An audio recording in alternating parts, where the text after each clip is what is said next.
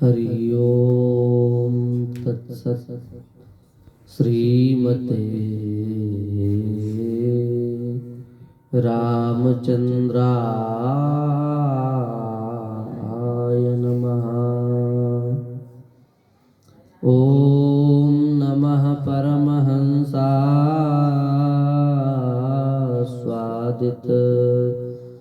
चरणकमलचिन्मकरन्दाय भक्तजनमानसनिवासाय श्रीरामचन्द्राय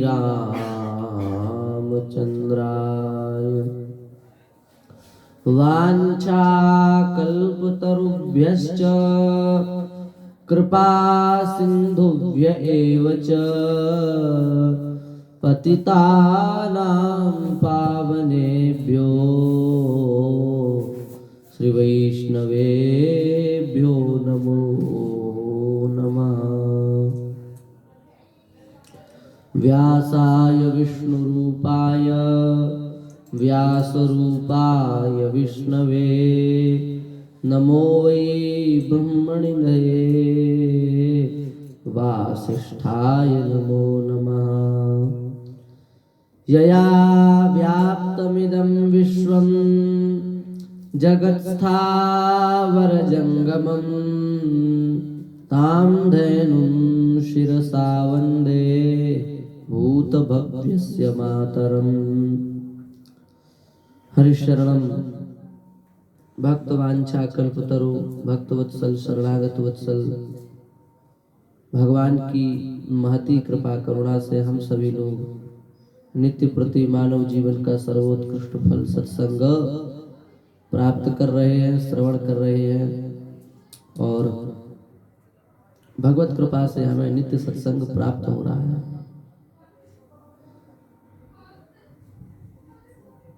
भगवान जीव को अहेतु की कृपा करके मनुष्य शरीर प्रदान करते हैं।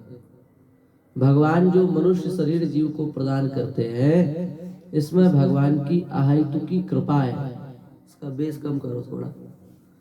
तो जो भगवान की अहेतु की कृपा है वही जीव के कल्याण का साधन है।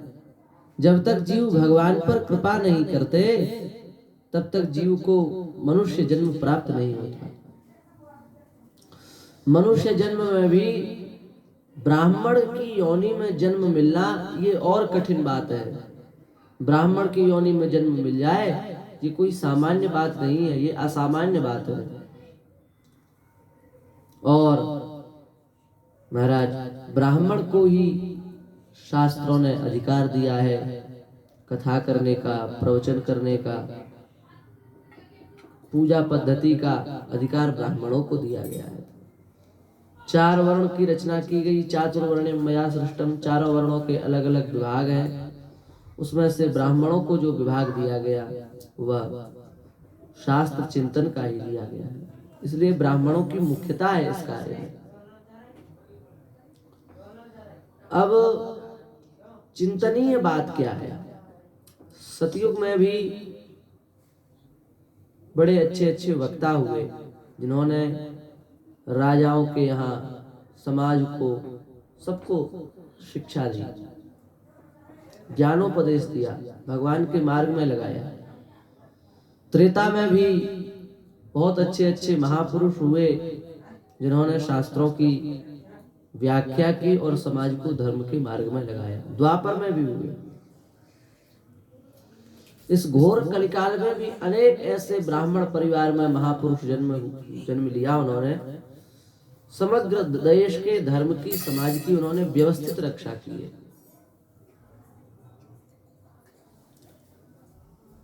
हमारा अधिकार नहीं है किसी के ऊपर भी आक्षेप कटाक्ष करने का, पर हमारा छोटा सा निवेदन है। वह निवेदन यह है कि वर्तमान काल में भी कथा प्रवचन करने वाले जो विप्र हैं, ब्राह्मण हैं, उन्हें अपने पूर्वजों के द्वारा चली आई हुई परंपरा का और मर्यादाओं का सम्यकतया निर्वहन करना चाहिए। जिन ब्राह्मणों के विषय में भगवान ने यहां तक कह दिया, छिन्द्याम स्वबाहुमपि वः प्रतिकूल वृत्तिम, मेरी भुजा भी यदि ब्राह्मणों के विपरीत जावे तो मैं अपनी भुजा को काट दूंगा। वे ही यदि ब्राह्मण भगवत कृपा से व्यासपीठ पर समासीन हो बैठे तो उन्हें उसकी जो प्राचीन परंपरा और मर्यादा है उनका निर्वहन करना पड़ेगा, उनका निर्वाह करना पड़ेगा।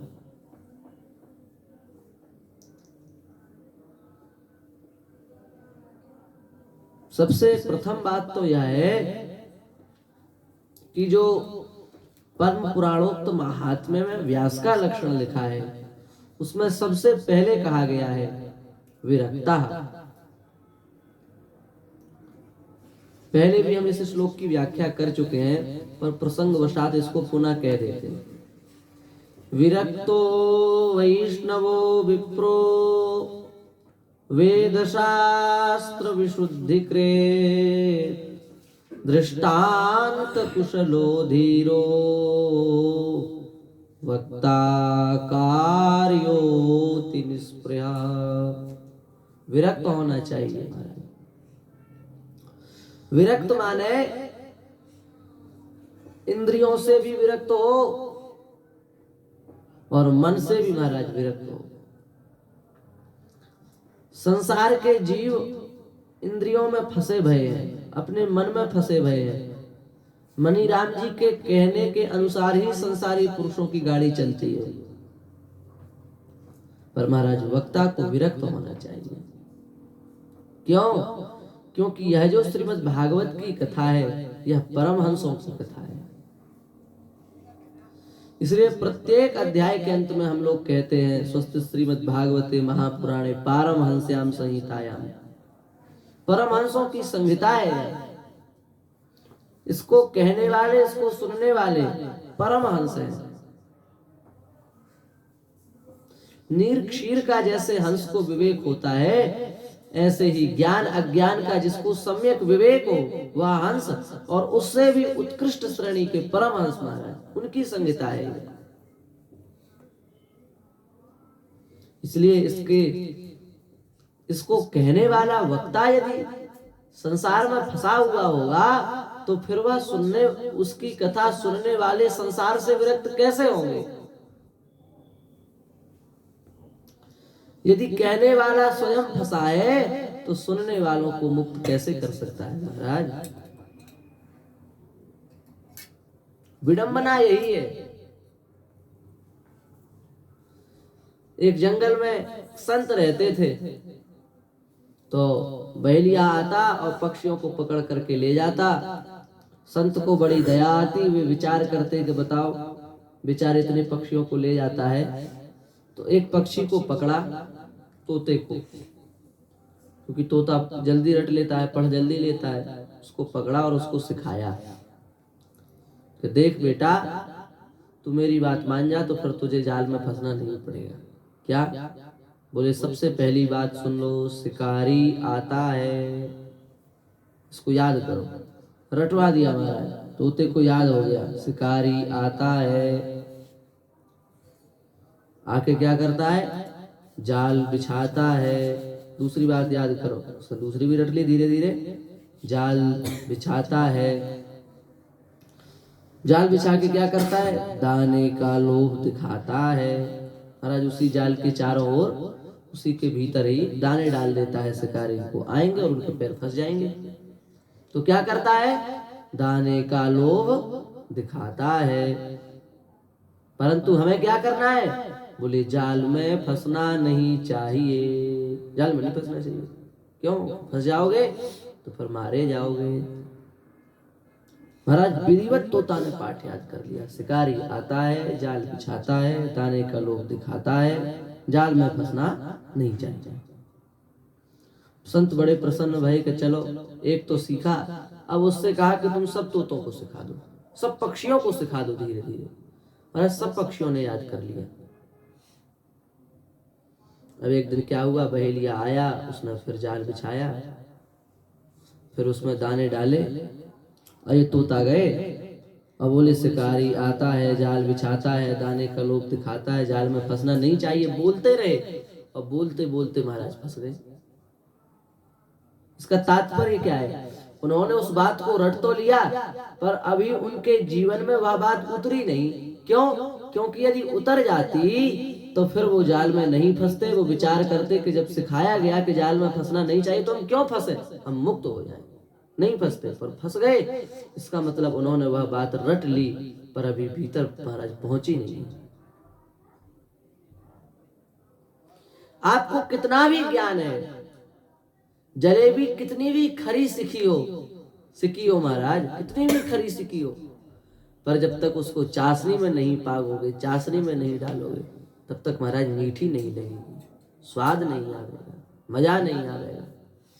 ऐसे ही आप कितने भी ज्ञान की कसौटी में खरे उतर जाओ, कितनी भी ज्ञानी बन लो, पर आप जब तक भक्ति की चाशनी में आपका जीवन नहीं अपना आप डुबोगे, जब तक आप भगवत प्रेम में सराबोर नहीं हो जाओगे, तब तक महाराज खरी तो लगेगी पर मीठी नहीं लगेगी। इसलिए सबसे पहला बड़ा सोच विचार करके श्री व्यास जी महाराज ने विशेषण दिया विरक्ता।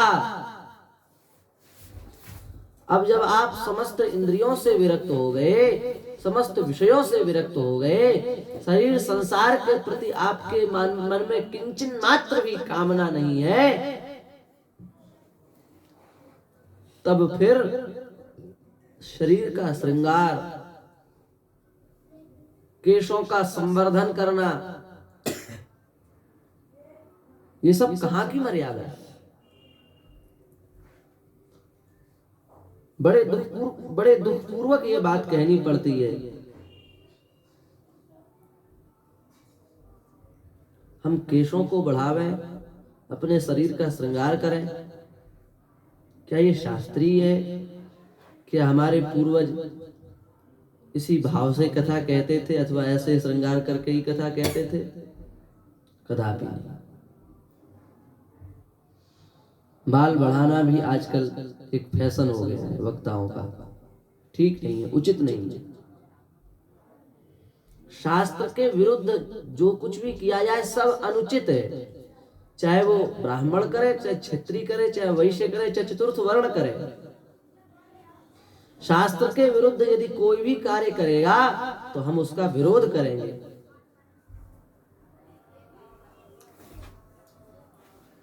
इसलिए हमारी विनम्र प्रार्थना है, यदि आपको प्रेम के रंग में श्रोताओं को सराबोर करना है तो पहले आपको प्रेम के रंग में अपने आप को रंगना पड़ेगा, और आप प्रेम के रंग में तभी रंगोगे जब आप संसार से विरक्त हो जाओगे।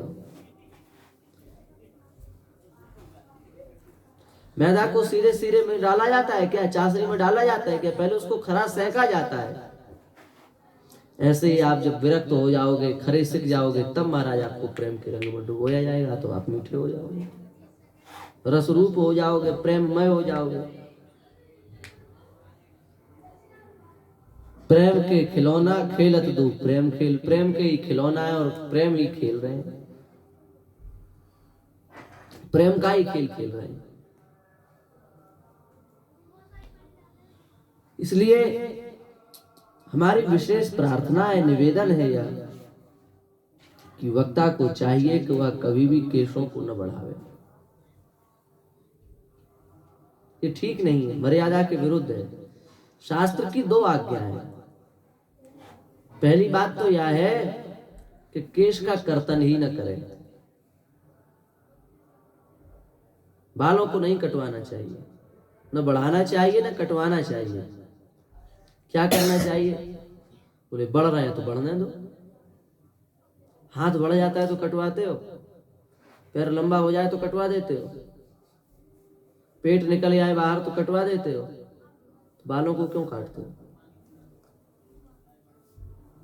शरीर के किसी भी अंग पर हमारा स्वत्व नहीं है, भगवान का दिया हुआ ये अंग है, तो जैसे उनकी कृपा से जो कुछ जैसा बढ़ रहा है तो बढ़े, बाल भी बड़े हो जाए, कोई बात नहीं। दाढ़ी मूछ के भी महाराज बाल बड़े हो जाते हैं, बाल भी बड़े हो जाते हैं।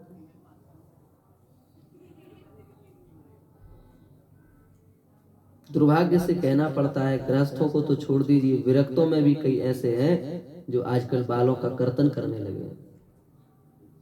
कितने लज्जा की बात है, कितने दुख की बात है। यह ब्राह्मण समाज जो है, ये पृथ्वी का स्तंभ है। 7 स्तंभों में से जो विप्र है, ये पृथ्वी का दूसरा स्तंभ है, द्वितीय स्तंभ है। यदि इसकी ऐसी दुर्गति होगी तो फिर समाज की रक्षा कौन करेगा? इसलिए शास्त्र की पहली आज्ञा है कि बालों को बढ़ा देवे, जटाएं बना लेवे, नहीं तो ऐसे ही बढ़ा लेवे, कोई बात नहीं। और यदि कर्तन करना है, गृहस्थी है, वो यदि ऐसे वेश में रहेगा तो कैसे काम चलेगा महाराज? कौन उसके पास आएगा? उसके बाल बच्चे ही उससे डर जाएंगे, वो पास में नहीं आएंगे, वो पिता कहने के लिए राजी नहीं होंगे, डर जाएंगे। क्योंकि तो शास्त्र की दूसरी आज्ञा है कि वह पंचकेशी हो जाए, अर्थात मुंडन संस्कार करे। कटाने का तो नियम है ही नहीं, या तो भद्र हो जावे, क्षौर कर्म करे, अथवा या फिर बढ़ा ही लेवे, पर काटने का विधान नहीं है, कर्तन का विधान नहीं है शास्त्र में।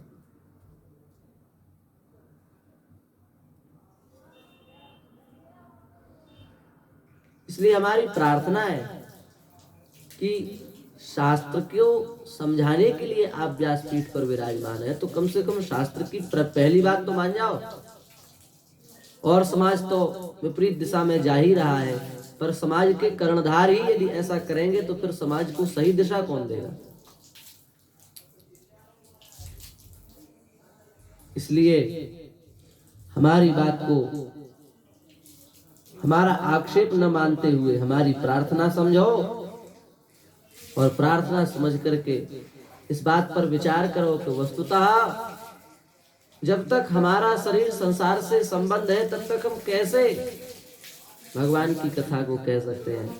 राधा रानी ने तो कहां तक कह दिया, यदनुचरित लीला कर्ण पीयूष विप्रो, यदनुचरित लीला कर्ण पीयूष विप्रो, सकृदन विधूत द्वंद्व धर्मा विनष्टा, सपदि गृह कुटुंबम दीनमुत्सृज्य दीना, बहव इव विहंगा भिक्षुचर्याम चरन्ति। जिस भाग्यशाली जीव ने एक बार भी अपने जीवन में भगवान की कथा का श्रवण कर लिया, तो निश्चित है संसार के समस्त द्वंद्व उसके जीवन से समाप्त हो जाएंगे। वह परमहंसों की वृत्ति का आश्रय लेकर के अपने जीवन का निर्वाह करेगा, एक बार जिसने कथा का श्रवण कर लिया। हम तो सुनाने वाले हैं महाराज, हमारे तो द्वंद्व धर्म पहले ही समाप्त हो जाने चाहिए। पर ईमानदारी से बताओ, क्या द्वंद्व धर्म हमारे समाप्त हो पाते हैं? क्या शरीर संसार से हमें जैसा वैराग्य होना चाहिए वैसा हो पाता है? हम छूने के भी अधिकारी नहीं है भागवत को, हम स्वयं भी भागवत को छूने के अधिकारी नहीं है।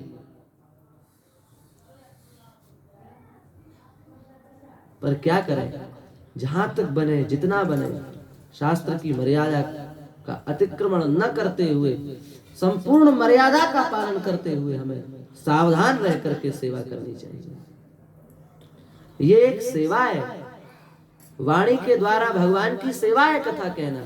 और भक्तमाल में स्पष्ट कहा, सेवा सुमिरन सावधान चरण राघव चितलाए। सेवा और स्मरण दो कार्यों में विशेष सावधानी जीव को रखनी चाहिए। भगवान की सेवा में बहुत सावधानी और भगवान के स्मरण में बहुत सावधानी। भगवान की सेवा में कहीं चूक न हो जाए, और जब हम भगवान का स्मरण करने बैठे तो कहीं संसार की याद ना आ जाए, ऐसा सावधान होना चाहिए। पर क्या हम सावधानी रख पा रहे हैं?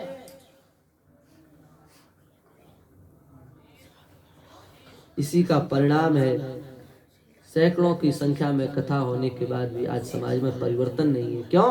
हम स्वयं परिवर्तनशील नहीं है। वस्तुतः भागवत के वक्ता श्री सुखदेव जी महाराज हैं। यम प्रव्रजंत मनुपेत कृत्यम द्वैपायनो विरह कातर आजुहाव पुत्रेति तन्मयतया तरवो विनेदुस्तम सर्वभूत हृदयम मुनिमान तोस्मि। ये है अधिकारी जिनका वैराग्य कितनी उच्च कोटि का है। सत्याम छितौ किम कसिपो प्रयासैः बाहु सुसिद्धे विपवर्हणैः किम सत्यंजलौ किम पुरुधान्न पात्र्या दिग्वल कलादौ सति किम दुकूलैः। जिनका ऐसा इतने उच्च कोटि का वैराग्य हो वे भागवत कहने के अधिकारी हैं, वे कथा कहने के अधिकारी हैं। क्षीराणि किम न पतिसन्ति दिसन्ति भिक्षाम नैवांग विपाप परिहृतः सरितोप्यशुष्यन् वृद्धा गुहा किंजितो वतिनोपसन्नान् कस्मात् भजन्ति कवयो धनुर्मदान्धान्। ऐसा जिनका उच्च कोटि का वैराग्य हो महाराज, वे कथा कहने के अधिकारी हैं। हम तो छूने के अधिकारी भी नहीं है, पर समय ही ऐसा है तो कथा कहो, इसमें कोई आपत्ति नहीं है, बहुत अच्छी बात है। भगवान के चरित्रों का गुणानुवाद इससे अच्छा तो कोई कार्य ही नहीं है। पर यदि हम उसको मर्यादित रूप में करें, शास्त्र की यथोचित व्यवस्था के रूप में यदि हम उसको कहें, अपने पूर्वजों की मर्यादा को ध्यान में रखते हुए यदि हम उस कथा को कहें, तो उस कथा से हमारा भी कल्याण हो जाएगा और उस कथा से सुनने वाले हजारों लाखों जीवों का उद्धार हो जाएगा। और यदि हम इसका ध्यान नहीं रखते, ख्याल नहीं रखते, तो महाराज जो कबीरदास जी ने कहा था वो दिख रहा है और वो एक बहुत समय तक आगे दिखता भी रहेगा। क्या कहा था कबीरदास जी ने? डर लागे अरुहासी आवे अजब जमाना आया रे। कथा कहे तहाँ श्रोता सोवे वक्ता मूड पचाया रे। डर लागे अरुहासी आवे अजब जमाना आया रे। कथा जहाँ होती वहां श्रोता सोते हैं, वक्ता अपना माथा पीटता है कि हमें तो 3 घंटे पूरे करने, कैसे ही करो। ये जमाना बहुत आगे समय तक हमको देखना पड़ेगा और फिर एक समय वो आएगा जब कथा सर्वथा विलुप्त हो जाएगी। शुद्ध कथा तो सुनने में दुर्लभ हो गई है, कथा का पूरा स्वरूप विकृत कर दिया है। शुद्ध कथा क्या होती है महाराज? कहीं कहीं पर सुनने को मिल रही है, किसी किसी भाग्यशाली जीव को सुनने के लिए मिल रही है। हमारी प्रार्थना है, आपको संसार की ही चर्चा करनी है तो उसके लिए आप व्याख्यान दो, प्रवचन करो, पर कथा के बीच में तो कथा ही कहनी चाहिए। कथा के बीच में यदि आप प्रपंच कर रहे हो तो ये कथा की मर्यादा का अतिक्रमण है, इसका दोष आपको लगेगा। आपको आश्रम के विषय में चर्चा करनी है, गौशाला के विषय में चर्चा करनी है, विद्यालय के विषय में चर्चा करनी है, तो आप अलग से करो, उसका समय निर्धारित करो, अथवा कथा से पहले उस बात को कह दो। पर कथा के बीच में भगवान के अतिरिक्त और किसी की चर्चा न तो ईमानदार श्रोताओं को अच्छी लगेगी, और ईमानदार श्रोताओं को अच्छी लगे या न लगे, पर कथा में व्यासांबरीश, शुक, शौनक, भीष्म, दार्व आदि महापुरुष भी आते हैं। वे उन बातों का क्या करेंगे? वे हमें श्राप दे करके जाएंगे, हमारा अमंगल हो जाएगा, हमारा नाश हो जाएगा, हमारी दुर्गति होगी। इसलिए विशेष आग्रह है, बहुत सावधानी हमें रखनी है और बहुत सावधान पूर्वक ही हमको आगे चलना है। सबकी मर्यादा है, सबका नियम है, सबकी एक विशिष्ट शास्त्रीय परंपरा है। इसलिए हम उसमें थोड़ी भी यदि मिलावट करते हैं तो उससे हमारी हानि है। सच्ची बात तो यह है कि श्रोताओं ने ही अपना स्तर गिरा दिया है। श्रोताओं को अपना स्तर ऊंचा रखना चाहिए। यदि श्रोता ऊंचे स्तर के होंगे तो महाराज वक्ता अपने आप बहुत संभल करके कथा कहेगा। पर श्रोताओं को कुछ भी सुनाओ, श्रोताओं को ताली बजाने से मतलब रह गया है। इसलिए महाराज शुद्ध कथा दुर्लभ हो गई है। श्रोताओं को अपना स्तर बढ़ाना पड़ेगा, तभी समाज का कल्याण होगा, समाज का सच्चा हित होगा। हमारी विनम्र प्रार्थना है, हमारी वाणी से किसी को क्षोभ हुआ हो तो वे हमें क्षमा करें, पर हमारा निवेदन है यदि हम बालों को बढ़ा रहे हैं, फैशन कर रहे हैं, श्रृंगार कर रहे हैं, तो हमें धिक्कार है। हमारे संतों की वाणी को तो पढ़ो। श्री मलूकदास जी महाराज ने क्या कहा? दर्पण आगे ठाणवे नित्य समारे पाग, ऐसी दहिया देख के चोंच सवारे काग। दर्पण के आगे खड़े होकर के जो अपने रूप को निहारते हैं, देखते हैं, ऐसे जीव को देख करके कौवा मुर्गेरी पर अपनी चोंच पैनी करता है, ये मरे तो सही, इसकी बोटी को लौंच लौंच करके खाऊंगा। सुंदर देही देख के उपजत है अनुराग, मड़ी न होती चाम जो जीवत खाते काग।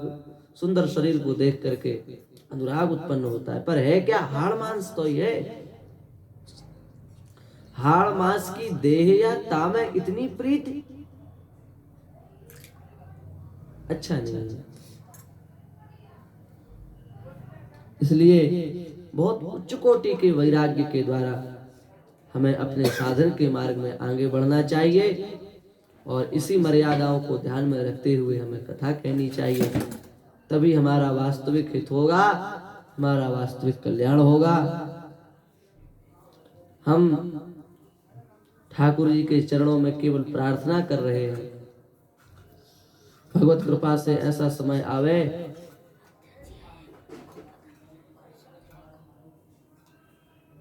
कि भारतवर्ष में पुनः प्राचीन परंपरा के अनुसार ही कथा हो, प्राचीन परंपरा के अनुसार वक्ता हो, प्राचीन परंपरा के अनुसार श्रोता हो, और महाराज भगवान की कथा हो, तो जीव का उद्धार हो जाएगा, मनुष्य का उद्धार हो जाएगा। इसी भावना के साथ ठाकुर जी के चरणों में प्रणाम करते हुए हम अपनी वाणी को विराम देते हैं। श्री वृंदावन बिहारी लाल की